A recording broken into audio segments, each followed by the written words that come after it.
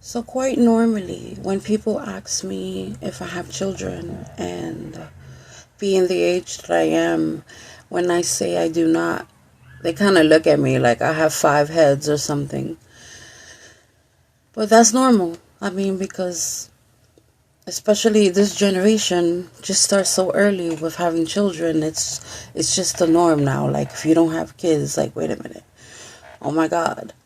Well, growing up, I was never the woman that, or excuse me, the little girl that was like, hey, I want the white fence and this is how I want to get married, and that I didn't even think about that stuff. My friends did, but for me, I thought it was weird. Um, as far as children go, though, I did want to have children. And honestly, as I got older in my early 20s, I started actually working at a nursery when I was very young. I started working before I even had working papers. Like, I did volunteer work. I did, off the books jobs. And I worked with children. I love children.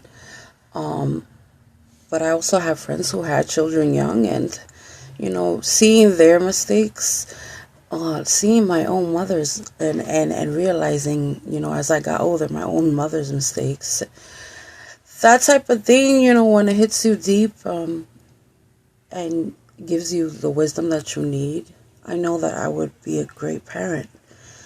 I mean, flawed like any other, but I know that the type of love I would give my child would be on another level. Still, I went through a lot in my life. I've experienced the most ugliest of ugliest things, having spent most of my life homeless and going from place to place, and not having the guidance or the tools I needed necessary, the parental cheerleaders, none of that. I had to learn everything the hard way, because when you have no direction or guidance, that's pretty much the way that you learn, because you don't know any better. And I was very naive, and I had to learn everything on my own on these New York streets. So all the wisdom that I have was created by torment and tragedy, but I'm glad that I have it. And after a certain point, number one, I always told myself, I want to give my children more than I ever had. Being in no state at all to have a stability to have a child, I always was careful and not trying to have a child, because I knew I'm not even stable. What am I going to give this child? Welfare? A mother on welfare, and poverty, and no, that's not okay. So that was number one. Number two was knowing that I wanted my child to have both parents that would be essential for a healthy growing up environment, which I didn't have either. I went through a lot of relationship abuse, my own bad choices. The best choice I made was not having a child with those people.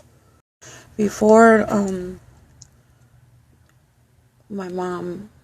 before my mother passed, she had told me several times how she was like super excited, just waiting for me to have a child, because me and her had a special bond. But she did let me know that she did respect the fact that I didn't have children with any of the pieces of crap that I was with in the past, because it would have been bad. And, being that my mother's passed now, and honestly, once we got to 2020 and the world changed in a big way, people evolved into worse things than they were before, and just everything politically, and then everything's just terrible. Like, this world is just going to shit.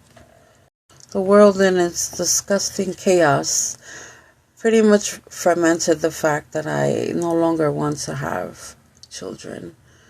You know, if it were to happen, I would do my best to just be the best parent for them that I could be. But I'm at peace with the fact that I don't want to I feel irresponsible bringing children into the piece of crap that we live in and everything going on, and not being able to, you know, say that I'm going to be there forever for them, you know, the way things happen. The feeling that I had when my mother left this earth, just not wanting to bring a child in to maybe be alone one day, if that makes sense. That's just my personal choice. And, you know, to each his own.